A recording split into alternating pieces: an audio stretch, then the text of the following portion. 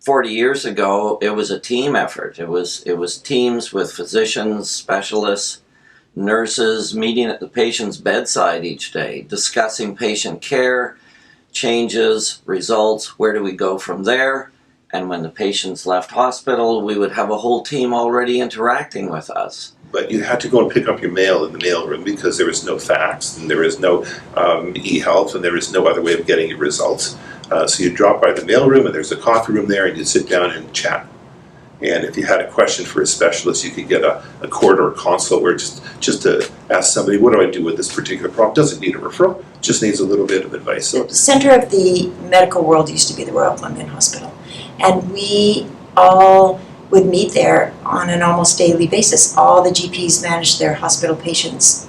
Almost all GPs did obstetrics. We all assisted at our patients' surgeries. We knew our GP colleagues, we knew our consultant colleagues, and so there was a real natural collegiality amongst us.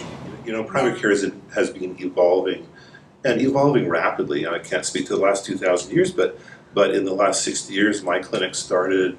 It was the Port Moody Movie Theater. Originally, it was renovated into a clinic. They had an X-ray machine in the back. They did casts and they did scoping to the level that you could scope in those days. And we had a lab. By the time I got there in 1990, medicine was a little different, and you weren't doing so many procedures in the clinic. Although I did deliver a baby in the clinic once, but that was not planned. Practice has changed a lot. I think the biggest difference individually with patients is that their expectations are harder to meet now. I started practicing before the internet was even in existence. So that's been a big difference. The introduction of EMRs means I don't schlep bags of charts home anymore and spend hours handwriting. I think right now the cares are truncated between outpatient, inpatient, and it's not like the old days where a family doctor goes to the hospital, goes to the care home, become the contact point.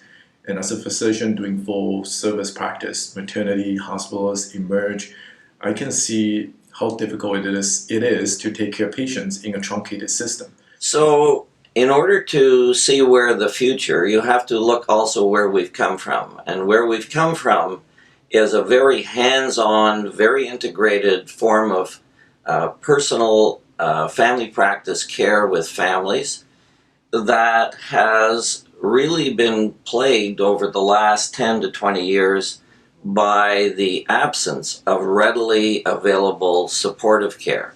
I mean, I think since I started, what I've noticed is that I feel a lot more connected to some of the other health providers in the community, especially the changes with the nurse deputy program and that kind of thing. I feel like I know the people who are caring for my patients a lot more, and we do a lot more problem solving together. If you think about it, there certainly have been some changes since I've started my practice just over 12 months ago.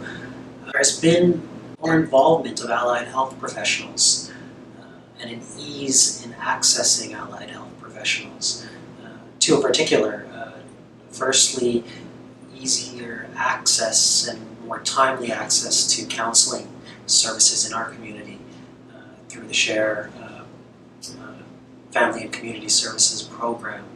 The other way I've noticed a change is with our recent hiring of the registered nurse in practice, who was there for us to direct our patients to almost immediately if they need, say, a vaccination, and there it's harder for them to travel multiple times to our office or to another location like a public health office, or a patient who comes in with multiple complaints like they often do, but some of those issues can be addressed by our nurse in practice. It makes care a lot more comprehensive and seamless for the patient's journey from home to the office and back. It is absolutely essential that family practice practitioners be given as much access to supportive care in a timely manner. I see are a lot of positive steps in the right direction in terms of access to care, both timely and affordable,